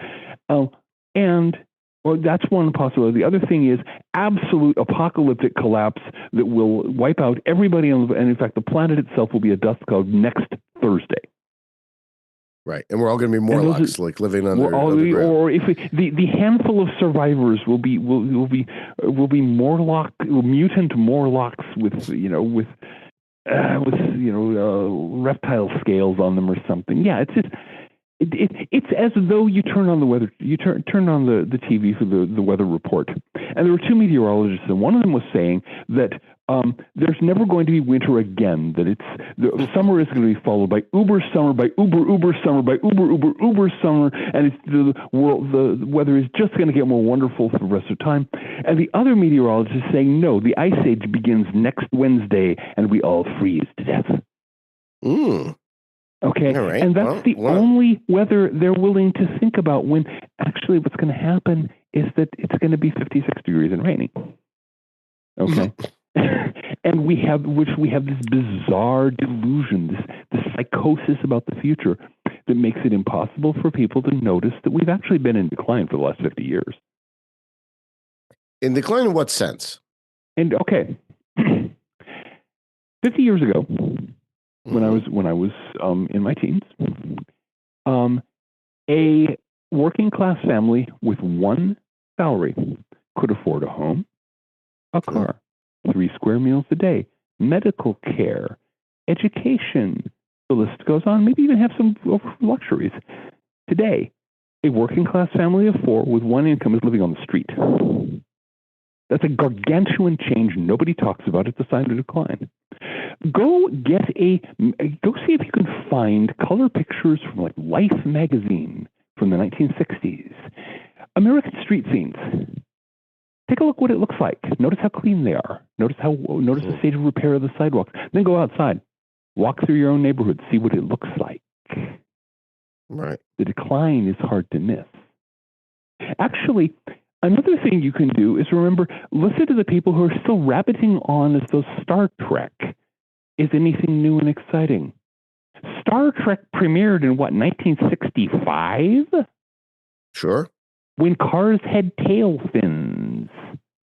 When the Beach Boys were still a new outfit, and the Beatles, everyone thought they were has-beens. They were part of the British invasion, but we'd never hear from them again. And yet we're still chasing that same future as though it exists, when, in fact, we've been ratcheting down the slope ever since. Gasoline cost 17 cents a gallon in those days. Well, sure. I mean, I get all that, but are we not on the cusp of going to Mars? Are we not on? We haven't had a human being outside low Earth orbit since 1973. Do you think there's a reason for that? I think there are actually some very good reasons for that. One of the great discoveries that was made by the space probes of the 1970s is when you get out of Earth's magnetosphere, deep space is full of hard radiation. We have a huge thermonuclear reactor, unshielded, please note, at the center of our solar system. We call it the sun. It pumps out gamma rays and alpha, and just every imaginable kind of radiation is streaming out from it all the time. If you don't have a magnetosphere in the way, you're in the firing line. Mars doesn't have a magnetosphere, by the way. No, it may not have one any longer. Let's say, possibly it did at some point. It may once have had one, but it certainly doesn't have one now. And if Elon Musk actually raised, I mean, when you realize it took to get a handful of human beings across the whisker-thin gap between the Earth and the Moon, the U.S. had to put 15% of its national budget into that project for a decade. Okay.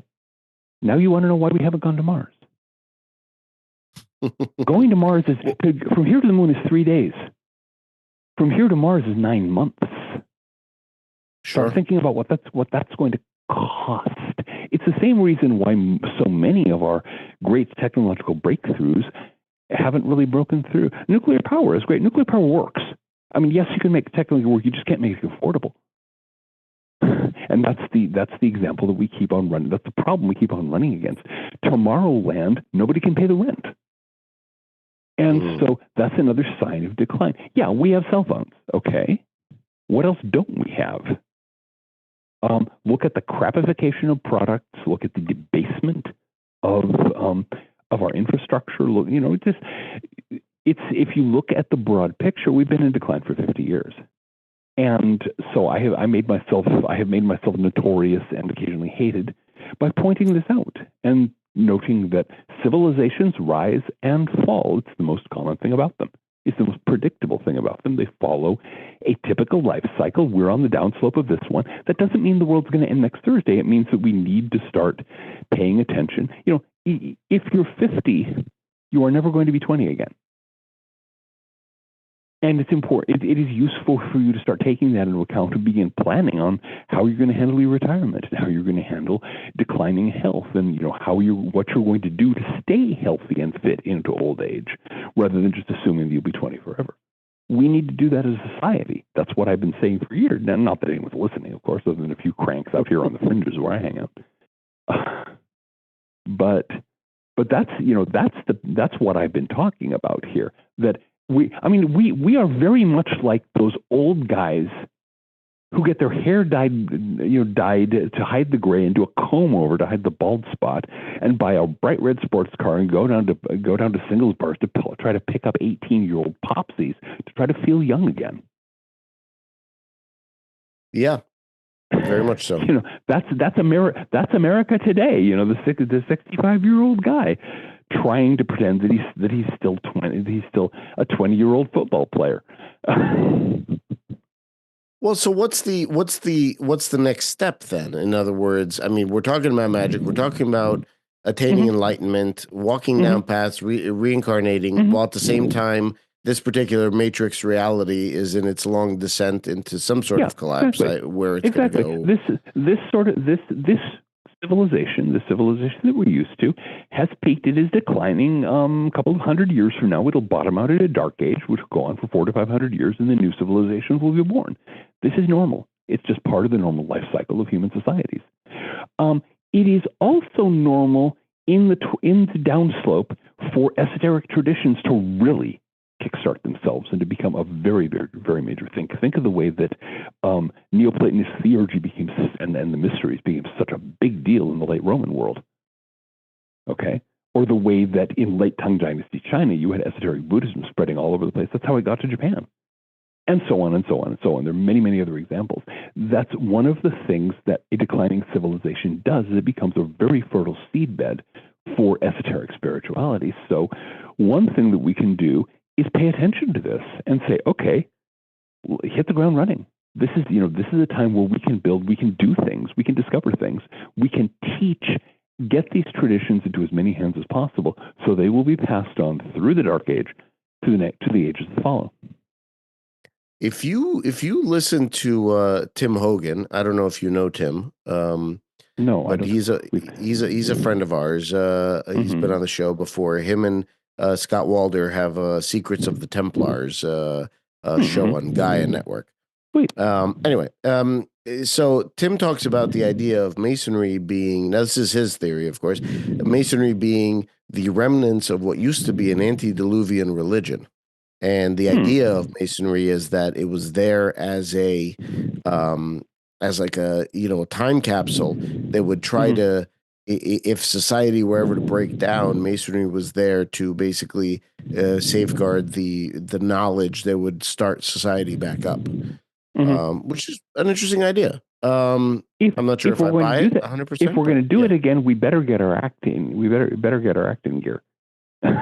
Because right now Masonry is not well positioned to do that. No, it's not. But it's not even well positioned to run a pancake breakfast, let alone save society. Well, now that depends on your lodge. I know some lodges that do a very good job of running pancake breakfasts. Yes, well, fair enough. Yeah, but that's more my gripe with the way that things are done. Inside and outside the fraternity. But. Yeah. Well, one of the things that Masonry can do is it does teach a fairly effective way of organizing things. You'll notice the number of volunteer organizations that copy the lodge system from Masonry and from other lodge organizations such as the Oddfellows. When people actually use it and don't just bog down in the details, it could be a very efficient way of running organizations. And it may be that one of the things that could be done with it as I don't know whether this is happening in your jurisdiction, but here in Rhode Island, we're getting a lot of younger people these days, a lot of young guys. That's great. Well, the not especially huge lodge to which I belong, where I'm active right now, Rising Sun number 30. Let's see, we just brought in 3 new young men. We have 4 more in process. Oh, wow. And that's great. It's just, by the way, all of them are interested in the esoteric side of Masonry. Not one of them is not utterly agog about that, which is fine because our lodge has a lot of younger members who are into that. So I think we can give them a good place to. And so I think, there are other jurisdictions that are having that. As we get more younger people in, more younger men, we can teach them these organizational methods, ritual methods, and so on. And they can use those in lodge, but they can also use those in other organizations, both existing ones, such as the various Martinist orders, or newly founded ones. And those can be organizational centers during a time of general decline and decay. Yeah, absolutely. But what are we teaching them? I mean, what is it specifically that these things are going to foster? When a lodge is healthy, it is a self-organizing democratic structure that can make decisions effectively and act on them. I know there are a lot of lodges that do not function properly, but I've seen it happen. And that's a very useful thing at a time when most people have forgotten the basic skills of democracy. Democracy is just a slogan, but actually, like using a simplified form of the rules of order. Introducing, debating, and voting on proposals, setting up committees, having them report, all of the things that were evolved as basic democratic process back in the day. We still know how to do them, at least some of us do. And the rest of us can learn. That's an enormously valuable toolkit. I mean, the United States exists today because people back in the 1760s and 1770s picked that up from Masonry and applied it to the Committees of Correspondence and the Sons of Liberty and organizations like that, and organized something that ended up becoming a new country. I believe that. I was talking about it on a larger level, necessarily more outside the craft, like it kind of what is Western esotericism gonna? Because a lot of people talk about, and we have a friend who constantly talks about the decline of Western society and the fact that there's people, and I saw it even in the 90s. I mean, we got away from teaching Greek, teaching Latin in schools. Then even the history that we start to cover these days is very, very different. The degrees that people get and so on and so forth. And I'm not going to take necessarily a political stand because that's not what we do on the show, but like the idea of be anything you want to be and it's okay. And like, let's not have any ethics or morals or regimentation in our lives. Let's just run around kind of very, I would say something that what's his name? The guy you mentioned previously through OTO and Crowley. Crowley would probably espouse, saying just do whatever you want. It's all good. My working guess is that if Aleister Crowley showed up today and looked around, he'd be horrified. I mean, it's one thing. So? I think so. I think it's one thing to say, "Oh, we should do whatever we wish," when you're an Edwardian Englishman who's been raised in the very strict, in a very strict religious environment as he was, and he's always riffing off that background, even when he's rebelling against it. To actually see what happens when you don't have that background, when it's just, "Hey, whatever you want, man." My guess is that Crowley would be appalled. That's interesting. So, I mean, so you espouse a certain amount of regimentation is important. It's not all. Well, I think it's whatever you want. Regimentation is not the word I would use for it. Okay. I think that structure. The opposite of one bad idea is another bad idea, and the opposite of tyranny is anarchy, and that's kind of where we are these days on a moral level. And so there's that midpoint between them. It is not that hard to recognize that some structure, some limits, some laws need to be in place so that people can live together in relative peace. And that's the basis that I think we need to start with that realization. Okay, we've tried the Victorian, button up your butt and never let anything out and reach the age of 50 and explode kind of attitude. We have tried the let it all hang out attitude that came into fashion in the 1960s. Neither one of them works. Most ages of Western history, people have found a more or less balanced place between those two extremes. And I think if we're going to salvage anything out of the current mess, and I think it's happening, that's that midpoint. I mean, the reason so many young men are finding there's a lot of young men these days are coming into the craft. A lot of young men are starting to come into churches also. They want structure. They want somebody to give them that kind of guidance, that kind of framework, that kind of moral instruction, because they feel the absence of that in their lives. And so where they're going, the rest of society will go over the course of the next couple of generations.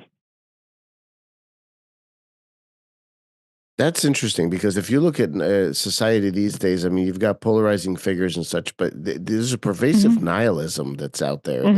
It's very troubling to me personally. I talked to Dave understand about this a bunch, because it's almost like soul sucking. It is. And it seems to be propounded by a certain amount of, and again, I don't want to get, we do have a show about conspiracy theories.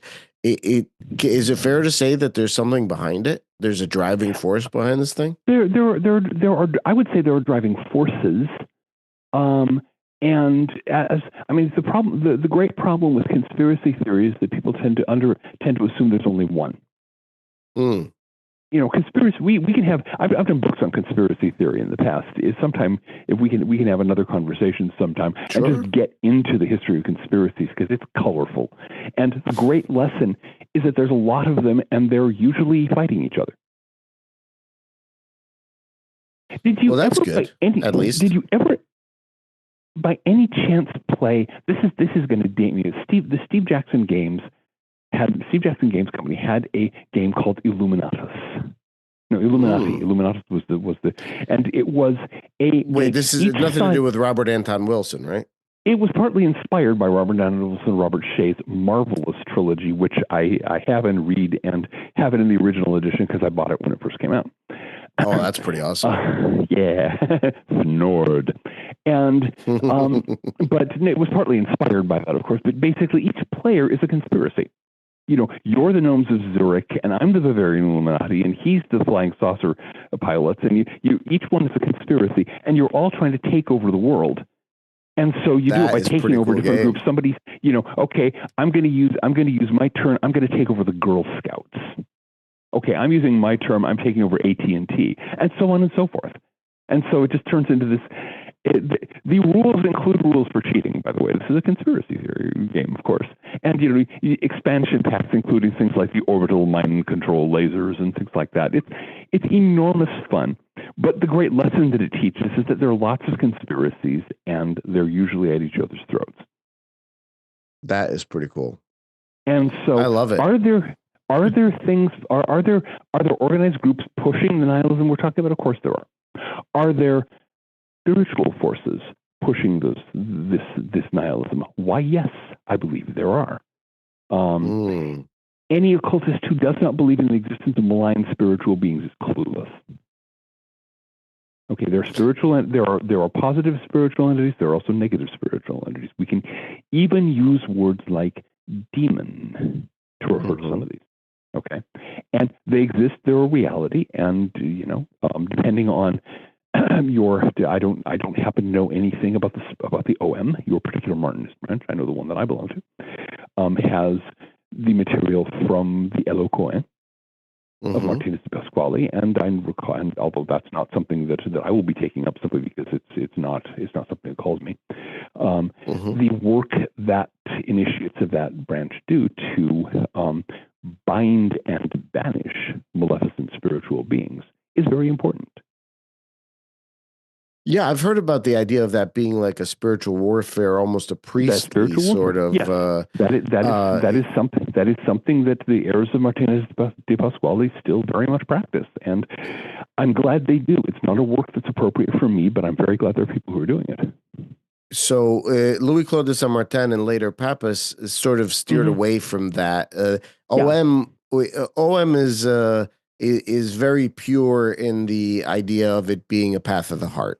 It doesn't get into a Lucoen really at all. In fact, it makes a quite a separation. I realized that Martinez de Pasquale had that I think you see Louis Claude moving away from it. I didn't happen to. Well, I do know that Louis Claude de Saint Martin took his own route, and some of the Martinist organizations, including the one that I'm affiliated with, that's kind of the core. But if you are after an SI, after you worked your way through the study and training program and received your SI initiation, if you then choose to, you can proceed to the Eloquent, or you can proceed to a non-Masonic version of the rectified rite, which Willermosa's offshoot of Martinez. Is that's not the CBCS? That's something else, right? I'm guessing. No, that's the end of the CBCS that ended up outside of Masonry. Yes. Interesting. CBCS at least in Masonry seems very.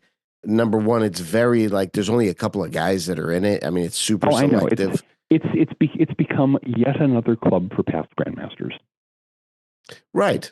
Exactly. But the thing is, as Willermosa designed it, after you pass through the 3 Masonic degrees, there were a series of further degrees, of which CBCS is only one. I haven't taken it, but I've been told it's literally one of the most beautiful Christian initiatory degrees in existence. And then beyond that is the degrees of profess and ground profess, where you are initiated into a version of Martinez de Pasquale's teachings. That is very interesting. So there's a whole mess of stuff out there, and there's a lot of material, and some of the Martinist orders out there have ended up scooping up a range of other orders that are more or less flying in loose formation with them. The outfit that I belong to, for example, has ended up more or less affiliated with Arthur Edward Waite's version of the Golden Dawn, which the one branch that actually survived intact from the original order. And his Waite Christianized it, and there's some interesting stuff there. But there's all kinds of things buzzing around out in the world, and all of them offer ways to pursue the spiritual path, the inner esoteric path, and each of them is better suited for some people and less well suited for others. Yeah, for my point, and I can only speak for me, and if Dave can chime in on this too. I like keeping separate things separate sometimes. I wanted to have the flavor of Martinism, and I'm glad that I have OM in the way that it is, because it just it espouses that purity of it's going to be the way of the heart. That's what we do here, right? You want to go do the other shit, go do the other shit. But as of right now, this is kind of I would never say that maybe in the future something else may not appeal to me, but this is really kind of ringing my bell. This is what you want to work with right now, and that's great. Yeah.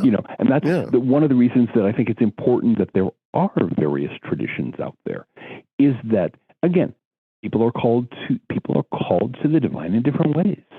Mm-hmm. People are called to work with the inner side of things through different paths, and sometimes we end up. My life has been a matter of going kind of from one thing to another, not bouncing very quickly. I mean, I spent 20 years doing Golden Dawn stuff before I went on to anything else. But it has been a matter of, okay, master this. Okay, great. Now here's this other thing that's just been plopped in your lap. Do something with it, sucker. Interesting. And there are karmic issues involved there, of which I have some clue, and there, and things like that. But some people are far more fortunate than that. They simply they find their way to a kind of work that works for them, and they just buckle down and do it. My task, to some extent, in this life is I'm a dumpster diver. I go down the back alleys of Western civilization and flip open the dumpsters and find things that have been thrown away and pull them off and hose them off and get them working again. That's kind of my job, and that's kind of my job in this incarnation. I've done it to a significant number of groups at this point, and I'm gearing up for another, maybe several. Oh, you are? Oh, yeah. I'm always just doing stuff like this. What are you starting next, buddy? Well, let's see. A lot of one of my major focuses right now is the Gnostic tradition that Richard du Palatin established around the Brotherhood of the Pleroma and Order of the Pleroma. I've arranged to get the transmission of the Order of the Pleroma. I have been initiated into the chivalric order of St. Michael and St. Raphael, which is connected to that, and received a couple of other initiations associated with that. And so I'm busy studying his work and his correspondence course, which I have a complete set of. And it's going to take some work. He was a very complex guy, but he had enormously useful things to teach. And I'm looking at this saying, okay, this can be passed on. I'm just not sure. I need to keep on working with it until 10 years from now I have a good solid grasp of it. And then it's a matter of how do I communicate it. Well, that's the other thing, because, for instance, TMO, and I'm not beating them up, but when we stopped sort of having communion with them between OM and TMO when they decided to start having self-initiations where you could just be in the mirror and initiate yourself. And by the way, that's actually, I'm not going to say I totally disagree with that, because I know there's a reason why when you're doing mushrooms, you're not supposed to look in the mirror, because, the mirror work is a thing. There's no question that it's a thing. Whether it works under the rubric of Martinism and in order to initiate yourself in the way that works, I'm not buying that. I'm just not buying it. But there are traditions that have to be passed on by personal contact. No question. I believe that. I do. There are other traditions that do not need to be passed on that way. And so, Martinism, I mean, the Martinist initiations were kind of a shock to me. I was like, whoa. Really? Interesting. Oh, yeah. Just in the sense of there's more here than I expected. And much more. Much more, I think. Exactly. It's a deep well. I'm not complaining. I was going, whoa, okay, I like that. But, there was a definite jolt in each of the degrees. And so, but that's something that has to be passed on in person. My consecration as a bishop, that was done in the time-honored fashion with the laying on of hands.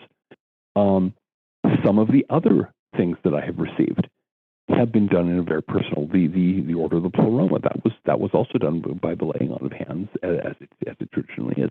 How do you spell Pleroma? Pleroma. It's a Gnostic word. Pleroma. Pleroma. Pleroma. The fullness in Greek. But yeah, but there are other things that I have received that were passed on by, okay, here is a set of meditations and exercises. Do these for a year. And then do the self-initiation ritual. And the self-initiation ritual crackled because I'd done all the prayer, I built up the necessary zot. And so it was, whoa, okay, that worked too, didn't it? So there are traditions you can pass on that way. And the material that I've done. What are you doing with all these initiations for yourself? Are you opening up various aspects of yourself? Are you unlocking deeper mysteries within your body? Well, it depends. It depends on the ritual. It depends on the tradition, because different traditions have work on various different levels of being. Most of what I am doing at this point, I mean, my personal practice is still very largely based on the material I received from John Gilbert. And so I have my practices. I'm doing that's my work for me, and that's about an hour a day. Okay. Oh wow. And it is, that's normal. And then, but the thing is, a lot of the other things that I'm doing, that's karma. That's an issue of somebody needs to pull the stuff from the gutter. Somebody needs to pick the stuff up and do something with it. Somebody needs to pass this on to others. There are things that I've received that I've done almost nothing with, but it was a matter of, okay, I need to get this because I have a clear sense, and my divinations show me there's going to be someone else down the road who really, really needs this. And that someone else has come along, sometimes a couple of years later, and I've had this and I'll be able to pass it on. They're just going, whoa, this is exactly what I've always wanted. Yeah, okay, take it and run with it. Wow. That's pretty cool. I am also not slow to step down from titled positions. I spent 12 years as Grand Archdruid of the Ancient Order of Druids in America. Now, that and 350 will get you a cup of coffee.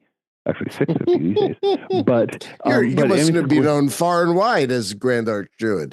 Actually, a lot of people still refer to me as the Archdruid, even though I'm not. I haven't been. It's been 10 years now.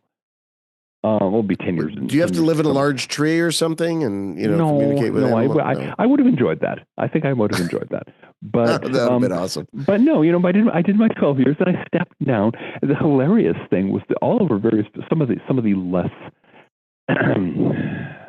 some of the less reputable corners of the Druid community, people were saying, no way, he couldn't possibly have done that, because they couldn't imagine stepping down from that kind of position, too much ego investment or something. But yeah, I've stepped down. Now you've hit on the main problem with all of these organizations. It would be one thing if they actually had some kind of grandeur to their egomania. Somebody who's going, I am going to be the Lord of the universe and conjure up, archangels to serve me. It's stupid, but there's at least some grandness. No, these are people who want these exalted titles so they can parade them around 15 people online. And talk about how cool they are. You see that in Masonry. There's all kinds of people that, sad. They'll tap you on the shoulder, and next thing you know, you're in some hotel room with a fog machine or something, or some other sort of light show or whatever they've got going on. By the way, I don't talk badly about fog machines, because they use that Nazim grotto for one of the for the initiation into grotto, which was awesome and psychedelic and fun and really cool. I have not done grotto yet. I have a friend who's trying to bring me in, and I will see if I can make time for that. But I have not done grotto if you can, yet. you should join Nazim, because it's a lot of fun. It'll get you down into Manhattan here and there. Well, you would think that a Druid would find New York City uncomfortable. I don't. I like it. I haven't. I've been there. I've been to New York City like 3 times in my life, and each once for a speaking gig, once actually for a book release party. One of my Lovecraftian novels is actually set in the Red Hook district of Brooklyn, and because cool. Lovecraft put a story there, so that was the story I stood on its head and had fun with, and then once to do some weight version GD initiations, and had a grand time. I like New York City. I'm very comfortable with New York City. Don't ask me why. There's a lot to recommend it. It is one of the most amazing cities in the world. So just the fact that we're anywhere near it is pretty cool. But how close are you to how close are you to it? Right. I don't know New Jersey geography at all. Without traffic, 20 minutes. With traffic, an hour and a half. Okay, so I'll take the train. There are reasons why I don't drive, and I like places with decent train service. And so here, I can get to Boston easy in half the time it takes anybody in a car. Oh, absolutely, absolutely. Mm-hmm. But listen, we've hit the 2 hour mark, and we know that we want to be cognizant of your time, and we greatly appreciate you being on the show. I've really enjoyed the conversation. We've enjoyed chatting with you without doubt. And is there anything that you want to say, or Dave? Do you have any questions before we wrap up? Since you've been talking the whole time, so come on. I mean, it's John, what would you say? Since we've been in decline of civilization, what are you most hopeful about for humanity's spiritual path going forward, and what concerns you most? Okay. What I'm most hopeful, what gives me the most hope right now is that it is easier to get access to spiritual teachings than it has ever been at any point in recorded history. Whether by publishing, by the internet, fill in the blank. If you want esoteric teaching, you can get it. And many people are taking advantage of that. I've found the most astonishing range of people who are up to their eyeballs studying ancient Egyptian occultism, or they're into this kind of esoteric Buddhism, or they've gone to Taiwan and received some level of Taoist ordination, or busy practicing the lesser and greater circulations of light and the esoteric end of Tai Chi, or they've gotten Golden Dawn training and they're doing that. There's a lot of people out there who are doing a lot of really interesting, really creative, potentially very useful work.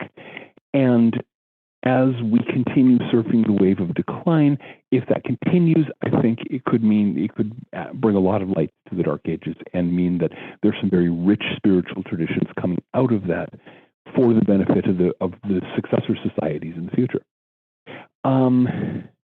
What concerns me is that you have that. And then because we have so many substitutes for thinking right now, with perhaps television as the first of the lot, there are so many people who have become so very mechanical in their lives, so very mechanical in their minds. There's not a lot of human there at this point.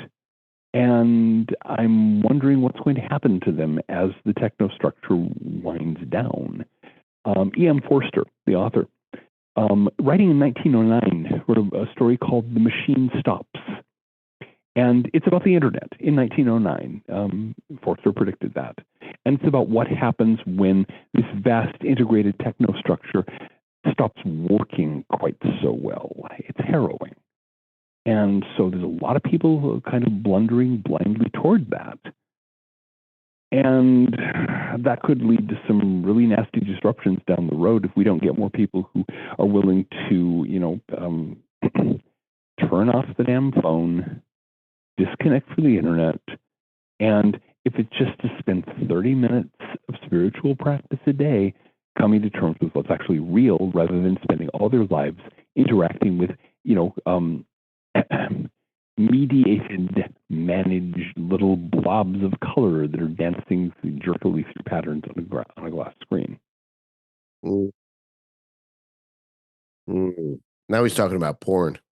Yeah, I think we don't even have to get into that. But that's one example. We have sexual porn, but we have every other kind of porn. Everything you look at on a screen. Oh, food porn, all kinds of absolutely. Food porn, travel porn, social interaction porn. You name it. Everything's mediated. Everything's available in this kind of ersatz fakery of little jerky images on a glass screen, and people think that's real. And that's freaking profound, dude. That's a trap. That's a trap that's eating a lot of people. But all you have to do, that's one of those situations where damnation is voluntary. You can just not only turn off your phone, but stick it in the drawer and go for a walk. Okay, how's that for shocking? That is shocking. That's shock and awe right there. Yeah, absolutely. There you go. And anything you want to say that we haven't touched on that you want to discuss about? I think I've rabbited on at great length about several of my pet peeves and serious interests. And anyone wants to follow me online, my blog is ecosophia.net, ECOSOPHIA.net.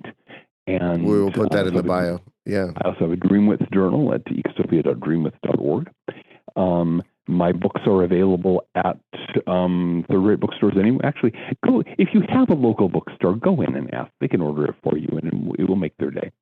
They will also order extra copies, which will make my day. Absolutely. That would be pretty cool too. So thank you so much for your time. Thank John you very Michael much for Greer, having me on.